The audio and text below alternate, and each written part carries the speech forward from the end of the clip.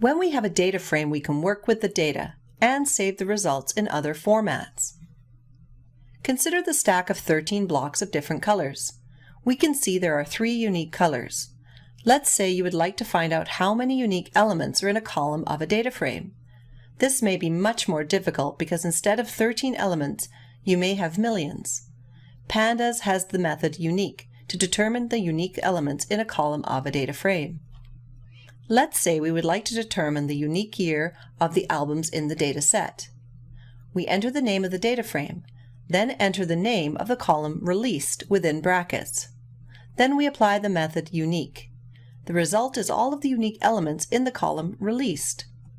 Let's say we would like to create a new database consisting of songs from the 1980s and after. We can look at the column released for songs made after 1979, then select the corresponding rows. We can accomplish this within one line of code in Pandas, but let's break up the steps. We can use the inequality operators for the entire data frame in Pandas.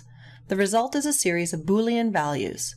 For our case, we simply specify the column released and the inequality for the albums after 1979. The result is a series of Boolean values. The result is true when the condition is true and false otherwise. We can select the specified columns in one line. We simply use the data frame's names, and in square brackets we place the previously mentioned inequality and assign it to the variable df1. We now have a new data frame, where each album was released after 1979. We can save the new data frame using the method to_CSV. The argument is the name of the CSV file. Make sure you include a .csv extension. There are other functions to save the data frame in other formats.